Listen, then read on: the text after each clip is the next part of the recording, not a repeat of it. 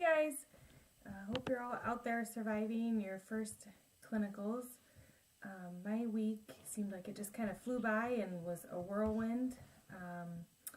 I'm following an OB and a midwife, and it's really interesting to kind of see the differences between those two providers and their different models of care that they're providing.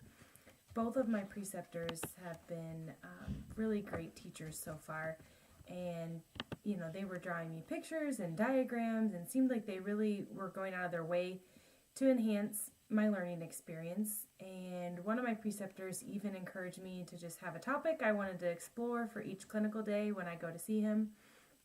And so overall my interactions with them have been really great, and I'm really looking forward to working with both of them this semester.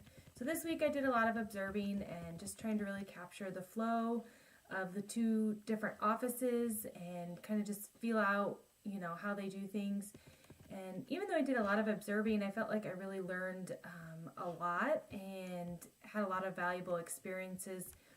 I was able to follow my preceptors for like routine antepartum visits, gyne type patients, as well as just regular common health problems like swelling and headaches and things like that.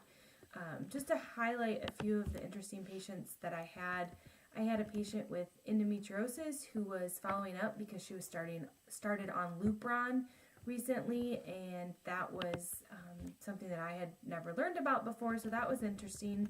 I had a patient with a history of a 36-week intrauterine fetal demise with her last pregnancy, and I got to see how plan of care can differ for a woman who has a history like that. And we just talked with her about options for delivery, doing frequent ultrasounds, and talked about starting baby aspirin and Lovenox early in pregnancy, and kind of what that treatment plan looks like through the course of her pregnancy.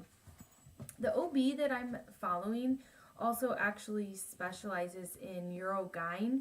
And so this week we talked a lot about different kinds of pelvic floor prolapses and their prevention and treatment. And one of the patients we saw was a 90-year-old patient who had a pessary replaced.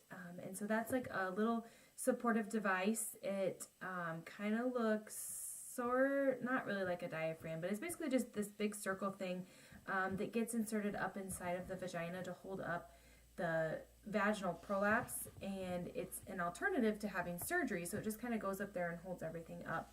And what my OB doctor that I was following, what he told me was that it doesn't work well for rectoceles because the way it goes in is kind of at a slant like this, and so it wouldn't actually support a rectal prolapse, but it is really good for vaginal prolapses that have to do with the bladder, so like a cystocele and stuff like that. And then I also had the opportunity to see a grade 3, he said almost grade 4 rectocele, which is a prolapse of the rectum into the vagina, and it protruded out of the vagina with coughing significantly, like really far, and so that was really interesting to see him use the spec and kind of assess for that and show me how that works.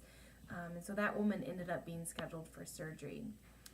Another interesting patient that I had was presenting for fertility issues. She had been experiencing the fertility issues for over a year, but she actually had 4 other children. So this was a recent infertility issue, and she had a history of PID, which was interesting to see in clinical practice since we just learned about that and how a history of infections can cause that. And she did have a history of infections, and she also, because of the PID, ended up having a previous ectopic pregnancy, and they had to remove one of her fallopian tubes, and then she only had one fallopian tube left, and that tube was actually obstructed. And so this had already kind of been established, and she was seeing this physician to kind of see what her options were. And what he recommended was IVF to bypass that one problematic tube that she had left. So that was kind of another interesting patient. And as far as my goals go, my goal for the near future is to start seeing more patients in a hands-on capacity and really starting to get that hands-on experience because I was kind of mostly observing at first. And for the rest of my practicum, my biggest goal is to start taking patients on my own. I'm hoping that I'll just start feeling confident in that role and really being able to anticipate what kinds of plans of care are going to happen for each different type of patient and feeling confident going in and taking that patient on. So those are my goals. But that's all I have to say. Thanks, guys, for listening.